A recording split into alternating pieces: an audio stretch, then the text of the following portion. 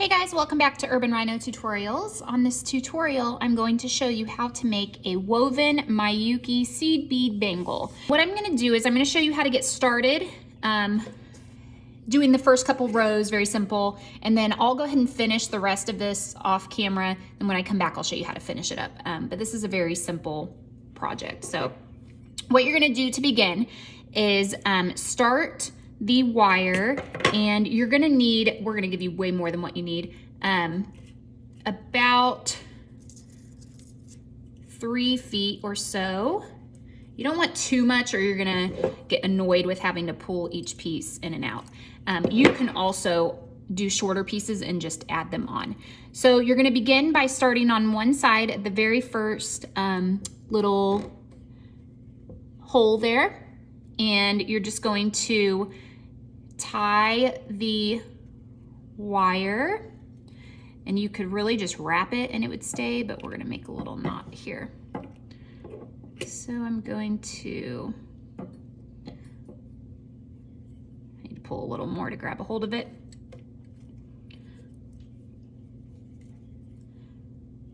So tie a knot. There we go. 2 times. Like that. Make sure it's secure. I just tied it so tight I just pulled it off. And then what you're going to do, so normally you would just use your wire cutters and cut it. I got a little crazy there and just pulled it.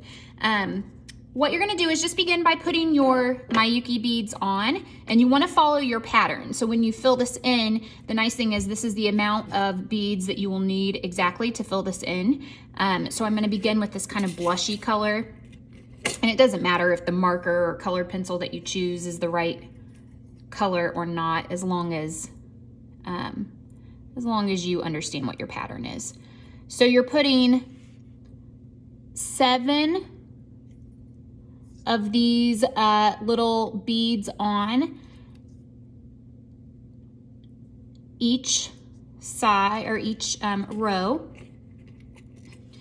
And you'll see why I'm going to do this off camera, because it takes a long time. So I'm just gonna show you how to get started, and then we'll go from there. So that one fills up that row, and then I'm gonna take my wire and go from the top down like this. Pull the wire, and I'm gonna wrap it through one more time. So back through the hole. And then what I'm gonna do is I'm gonna move down to the next hole and work from the bottom up. So I'm going underneath and coming up through the hole. And then from here, I will put my next 7 beads on.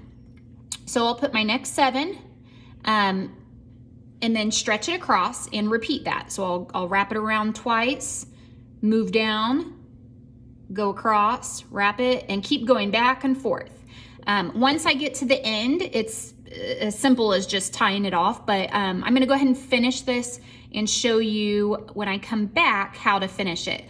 Just make sure you pay attention to your pattern. So I'll do 2 solid rows, and then when I get to the 3rd row here, my very middle bead, I will switch to this kind of bronzy gold color, and then the next one will be 2 of the blush, a bronze, like a periwinkle color, bronze, 2 pink, you know, so you wanna follow your pattern.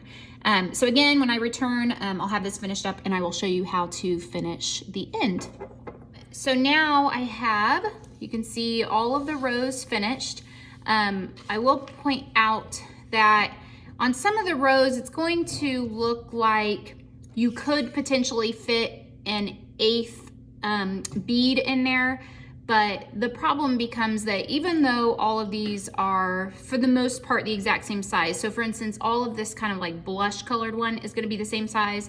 All the blue are gonna be the same size. But then when you put them next to each other, one color might be slightly larger than the other. So what happens is in some rows where you have more of one color than another, You wouldn't be able to fit an 8th bead, but on others you might. So the other problem with having 8 and having an even number is that you can't create any kind of pattern that comes to a point because you need an uneven number for that. So in my opinion, the 7 beads across fits best, so this pattern. You might also notice that I added this additional little diamond in the middle. I just felt like the design I made was a little plain, so as I was working, I went ahead and added that one in. So what we're gonna do is finish it up, and to do that, I'm gonna put one last row of the kind of blush color there.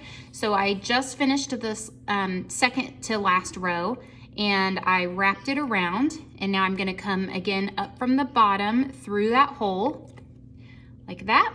I'm gonna put 7 of the blush color beads on. Let me make sure I've got 7. Yes, okay, so got my last row. I'm gonna go through my last little hole here. Trying to turn it so you can see it while I'm poking the through it there. I'm getting a glare. There we go.